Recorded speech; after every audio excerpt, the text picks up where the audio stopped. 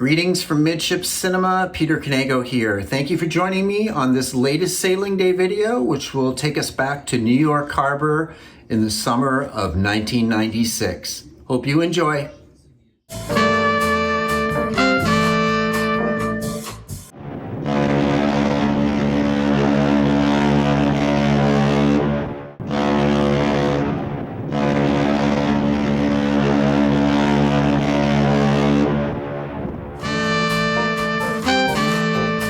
When Dolphin Cruises Island Breeze spoke, everybody at New York's passenger terminal listened.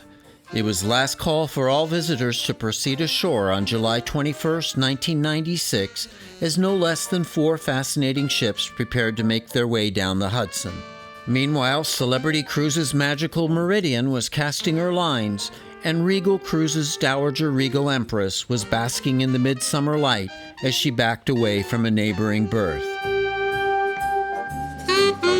It could be argued that the Regal E was well versed in this maneuver, having executed it on and off since her debut as Greek Line's SS Olympia in 1953, save for an extended layup in Greece between 1974 and 1981 after Greek Line folded. In 1981, the laid-up ship was given a rare reprieve when she was bought by Sally Shipping, re-engined with diesels, and modified for Caribbean cruising as Commodore Cruises' Caribe 1. The lucky ship was bought by Regal Cruises in 1993 and renamed Regal Empress. In 2003, she got another lifeline and short cruise service to Freeport from Florida for Imperial Majesty Cruises, keeping the name Regal Empress until she sailed to Alang for scrapping in 2009. You will see more of this much-loved ship on this channel in the future.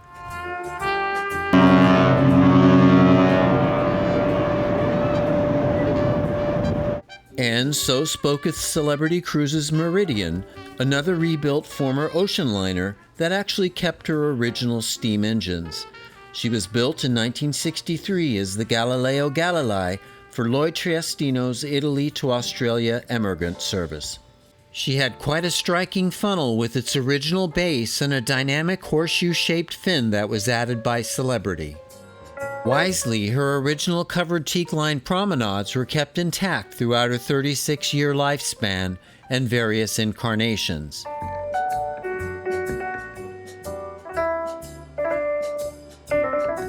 Another distinguished original feature was her gracefully sculpted swan's neck bow, a trademark of Italian architect Niccolò Costanzi in the early to mid-1960s. From 1963 until 1977, Galileo Galilei and her twin Guglielmo Marconi served Lloyd Triestino's Australian run.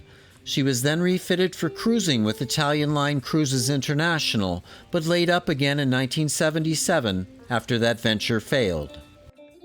In 1983, she was bought by Chandris, who gave her a major refit and shortened her name to Galileo for budget cruising. In 1989, Chandris sent her to Germany for a stem-to-stern transformation into the Meridian, the ship that launched their CelebrityCruises division. In 1997, the Meridian was sold to SUN Cruises, who renamed her SUN VISTA. Sadly, she burned and sank in the Strait of Malacca on May 21, 1999, thankfully with no loss of life.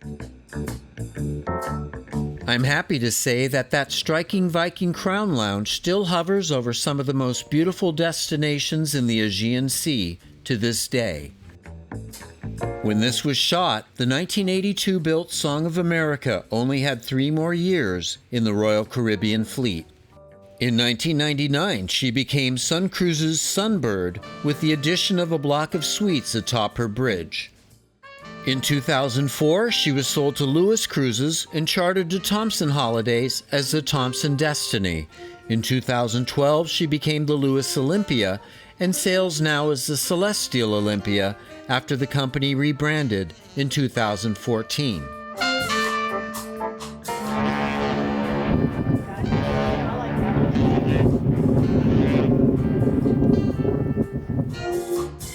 Well, if I were the Island Breeze's master, I'd proudly be blasting that Typhon steam whistle at every given opportunity, too.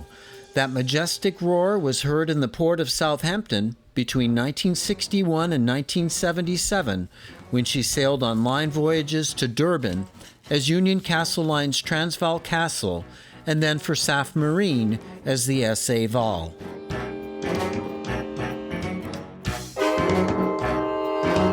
Built by John Brown and Company at Clydebank, Scotland, the same yard that built the first 3 Cunard Queens and numerous other legendary liners, she was sold to Carnival Cruises in 1977 and sent to Japan for a complete rebuild into their Festival. Carnival actually did a remarkable job in turning this traditional liner into a snazzy Caribbean cruise ship. For a short while, the largest ship sailing out of Miami, Festival's interiors boasted neon, bright colors, and a galaxy of Tivoli lighting, courtesy of architect Joe Farkas. Remarkably, the already fetching liner became even more externally beautiful with her curvaceous superstructure additions. In 1996, just a few months before this was shot, she became Dolphin Cruises' Island Breeze. In 2000, she became the Big Red Boat 3 for Premier Cruises, but was laid up at Freeport when the company went bankrupt later that year.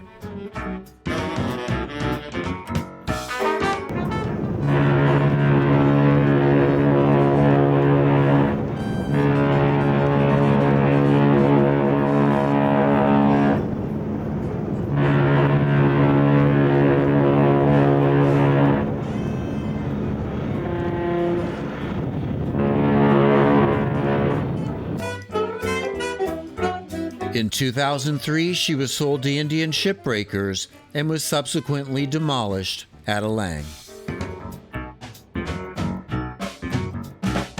Thanks again for watching, and please, if you enjoyed this, don't forget to hit like and please subscribe.